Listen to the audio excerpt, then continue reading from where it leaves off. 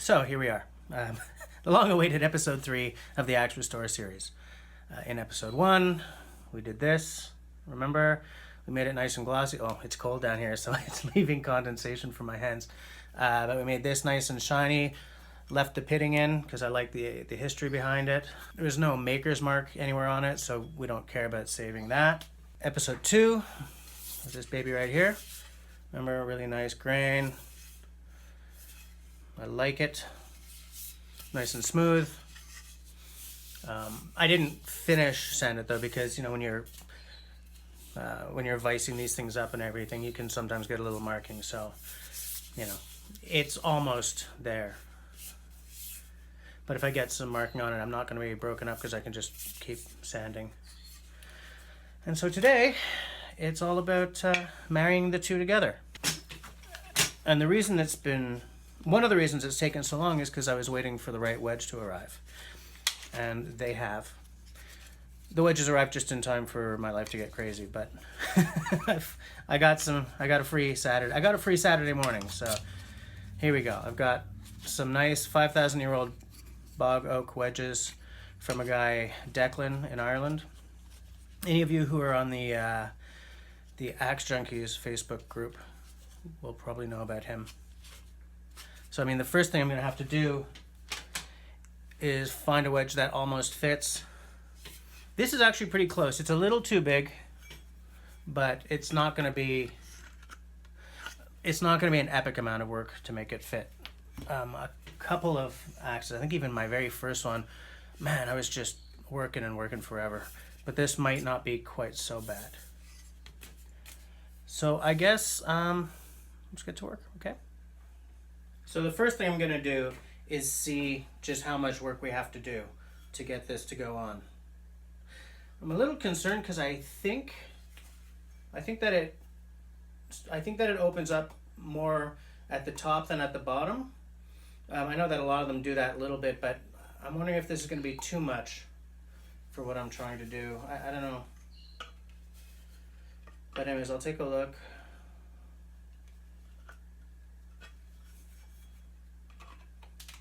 No, not too much. All right. You see how much, right? I have to take some off the very front there, but like it's not going to be a huge job. Famous last words, right?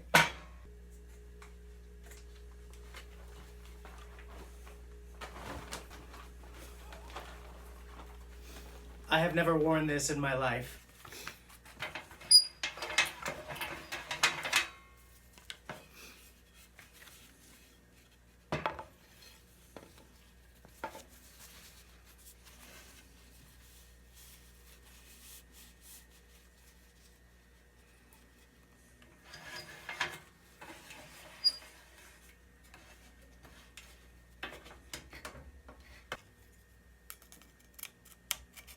I don't find that this pencil process is ideal at all.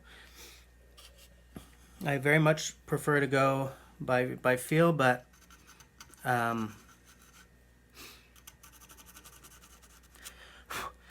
only have one handle, so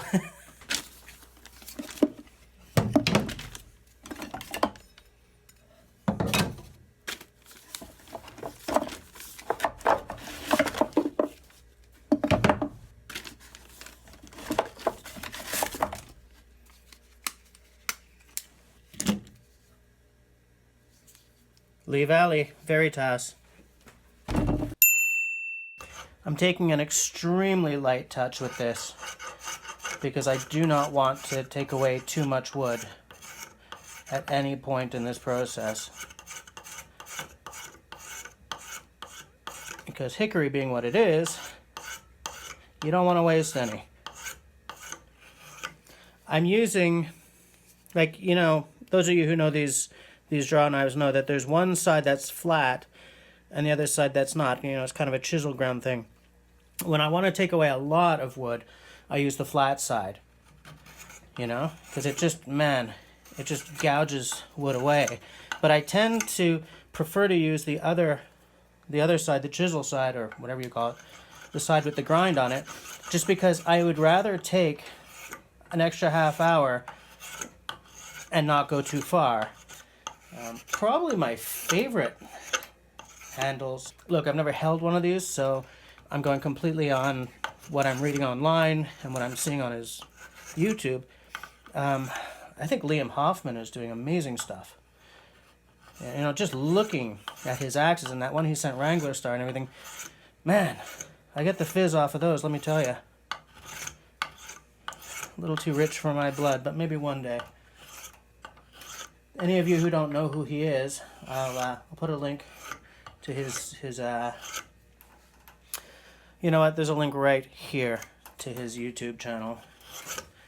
Sounds like a really nice guy. He comes off as a really nice guy on his channel. Does exquisite work. I love the look of his axes.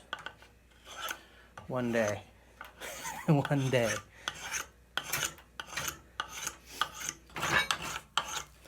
The way I like to do it is by starting out with this thing and then sort of moving to the rasp when I get down to like final fitting. I don't like to go with the rasp too early because I find that it'll just take too long. You know, you got to start off by getting rid of a lot of wood, but the rasp is unbeatable when it comes to, well, some guys have a 4-in-hand. I don't have one of those. If I did, I would be saying the same thing about that, you know. Am I going to regret going with this side? No, I'm doing all right. I was glad to see Liam Hoffman get that axe into Wranglerstar's hands for 2 reasons.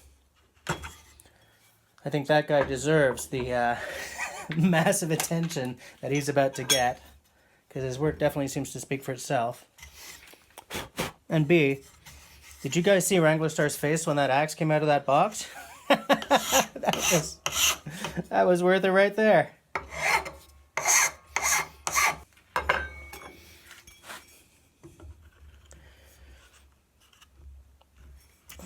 Almost.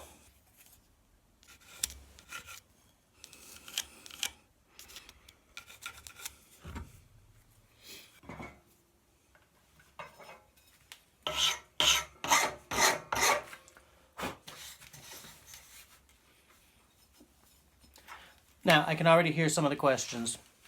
Yes, I do only use a rasp or a file on the push. Old-timers will definitely tell you that's the only way to do it, and in my experience, if you want one of these things to last forever, especially since they're not all being made in the places where they used to be made,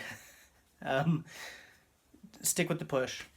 You know, don't back and forth. It'll just clog things up. It'll lessen the life of your implement. It's not worth it. Now, since I'm down here, let's take a look, shall we?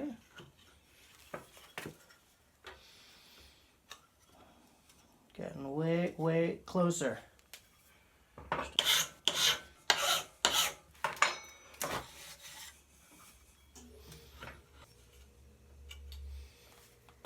Okay, so that's a start. I got it in about, let's take a look.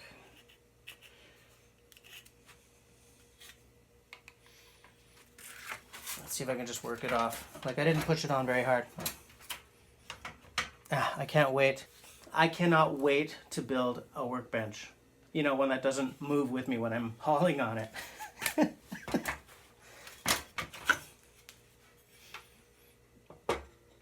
Okay, so I got it on, I don't know, 4 or 5 centimeters, so whatever, an inch, something like that.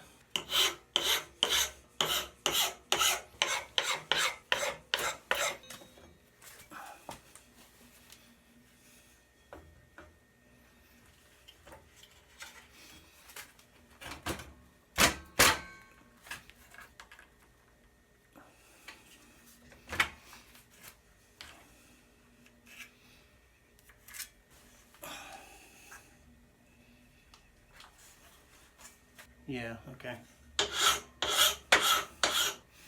As you do this, where you get the most rub marks is where you should concentrate the most on taking off wood. Because that's the part that's stopping the head from going on. That's where the wood is just out too far, like for the eye to slip onto the piece.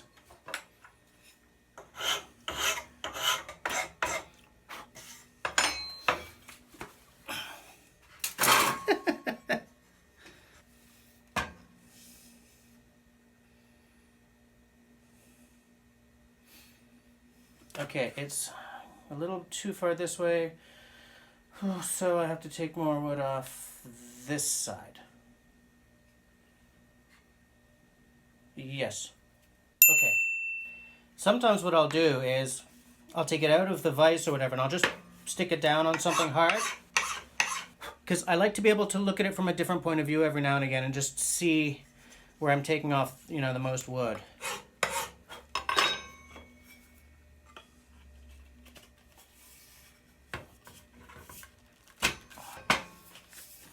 That is a lot more straight.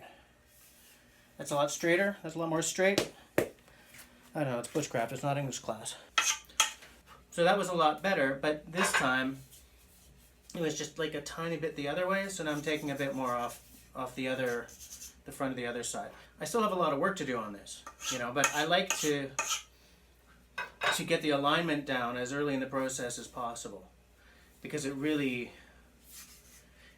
it saves you a lot of work later, and it means that you're already working to get the alignment done before there's a possibility of taking too much wood off. Especially, I love this handle, so I'm not wasting this handle, come hell or high water.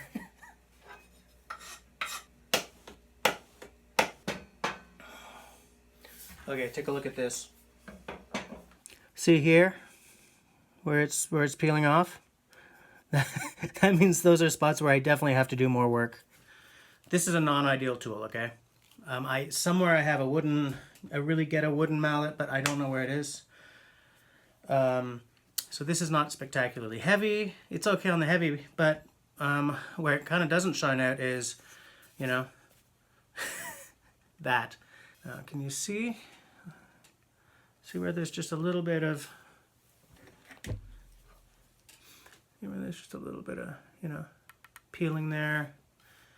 There's some markings there. I'm just going to try to, yeah, angling it towards me gets you better light.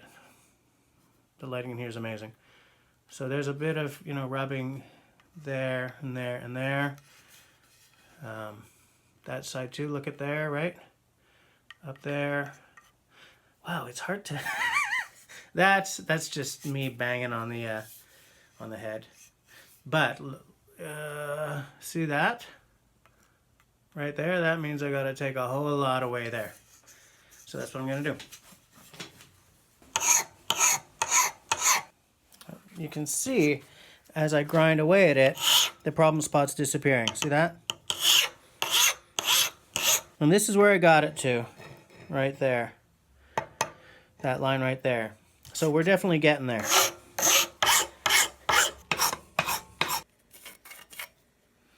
See how far we are. I think we're getting pretty good. That's there, boom.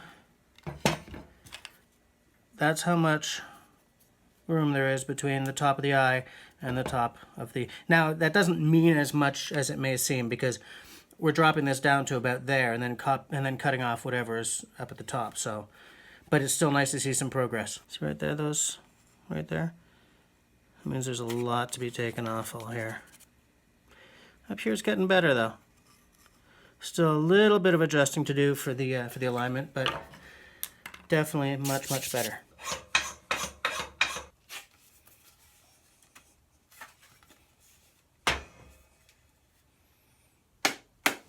Getting there. This would go so much faster if I hadn't decided not to use my mouse sander. But I don't know, you know, I like the aesthetic of doing this by hand for some reason. Even though it's taking me so much longer, you know.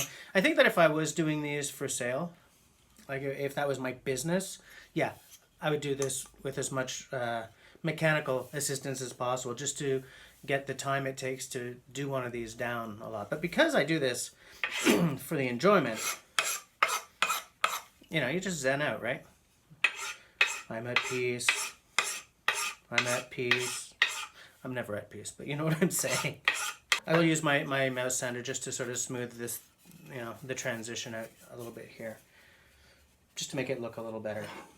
And of course, as you guys saw, like I'm going to give the whole handle one last sand because, you know, I'm getting schmutz everywhere.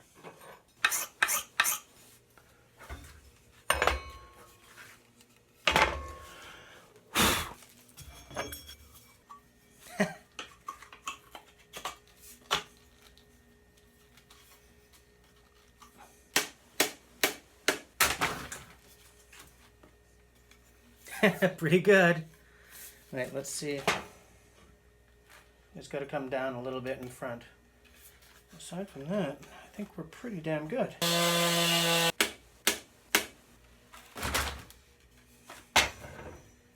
Okay, that's a lot better. It's crazy how much, like, I haven't cut anything off that top yet. I may not be cutting anything off. Look at how big. Look at how much meat there is there. But anyways, that's on as much as it's going to go.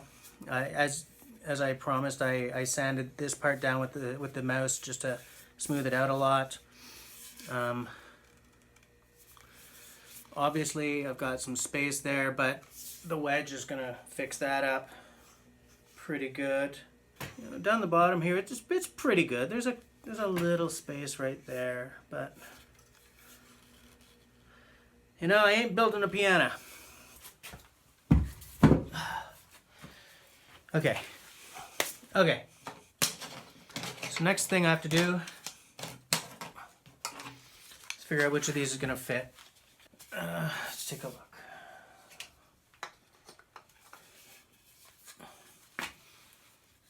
Too big, clearly. Okay, let's take a look here.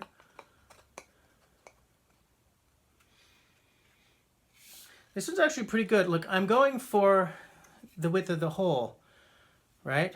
Out to there, not the width of this, because I knew that I was going to have that extra space there, and I'm going to depend on this to go right up to the wall. So this might be the one, because it does go right up to the wall. See?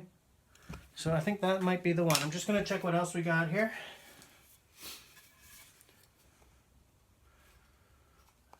No, too long. This is a nice one.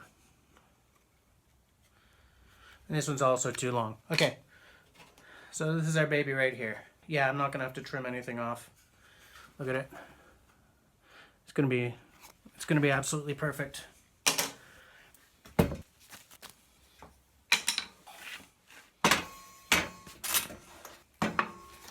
This is the piece I was using to knock the head back off the handle. It got a little chewed up.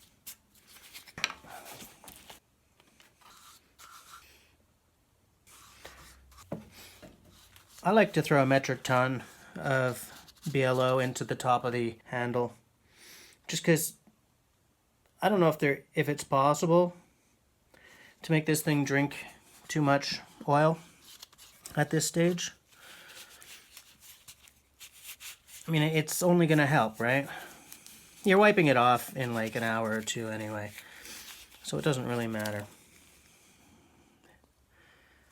Just let me get this into ideal position. Yeah, this is really good. I'm not going to have to trim this at all. Oh, I am going to have to change glove hands here, since I am right-handed. I don't know if all the paranoia around boiled linseed oil is warranted, but I sure don't like the smell of it, and I don't like cleaning it off my hands, so, you know. Oh, this is going to be great. Check me out.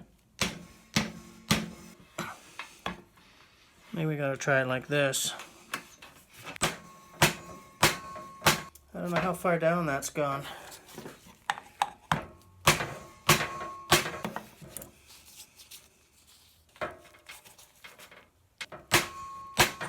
Is that bottomed out? Hold on. I know how to check this with my Ben Orford carving knife. Can I even see that? It's such a dark wood that I don't even know if I can see what's going on. However, if I cut off the part that's been peeling off, maybe I'll see what's going on. Yeah, I think we're bottomed out. Geez, that didn't seem to go in very far. Like, now I'm all concerned, you know? Because that looks like it's only gone down to about there. But I mean, I don't know if there's anything I can do about that. Give it a little bit more Ben Orford action here. Just checking out both sides. Because the thing is, now that I've oiled it, I can't really sand it, right?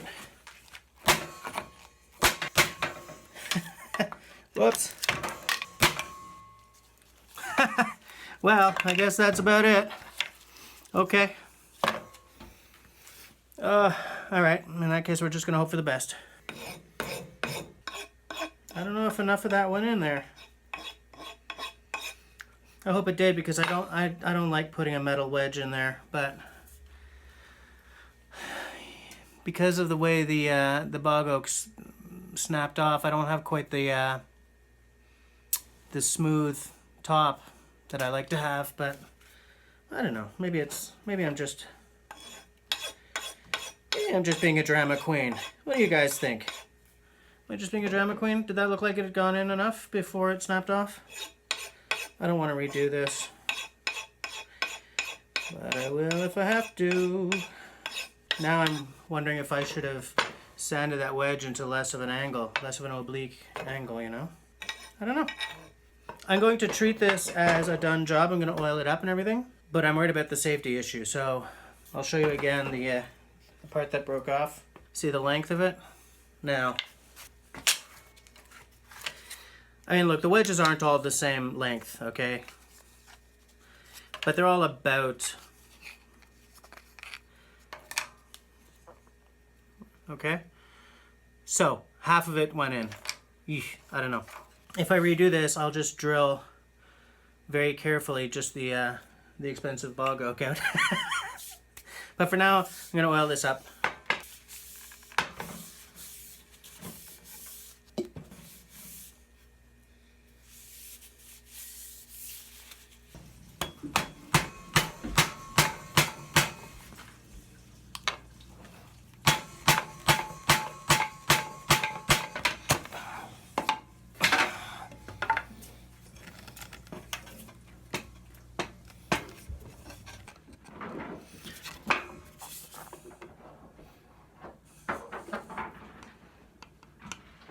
No way, man. No way.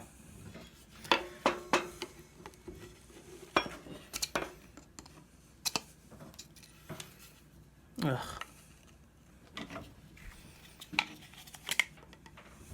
This would be where one of those chisel-y moras would come in nice and handy. Why is that so stuck?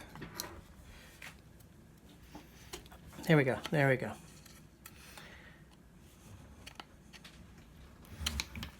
All right. So let's take a look here. Here's another one. Let's see. Yeah, I'm gonna sand this one down a bit.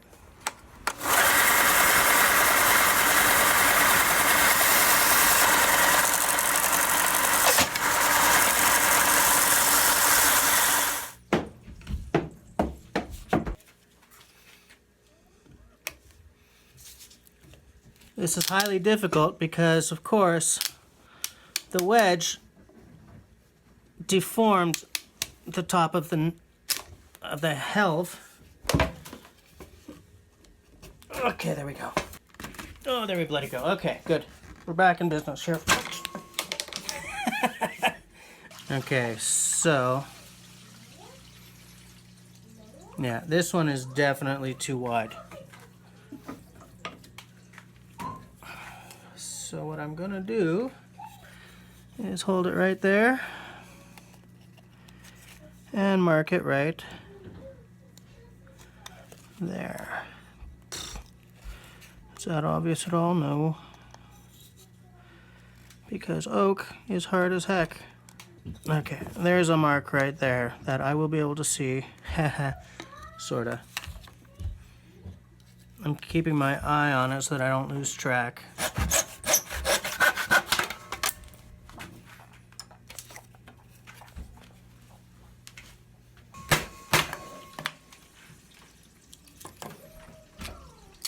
Great. Okay, I've now shattered 2 of these expensive bog oak wedges and 3 drill bits trying to get them back out of the axe. So I'm going to say to heck with the bog oak. I'm going to source something else. I may just go to Home Depot and buy some plain wedges in the name of finishing the project. And I guess we're going to go to a part 4 on this one. So if you like watching me struggle and hate life, then comment below, share, subscribe, hit that little bell, and leave me a smiley thumb. If you don't like what I'm doing, leave me a frowny thumb. Thanks a lot, guys.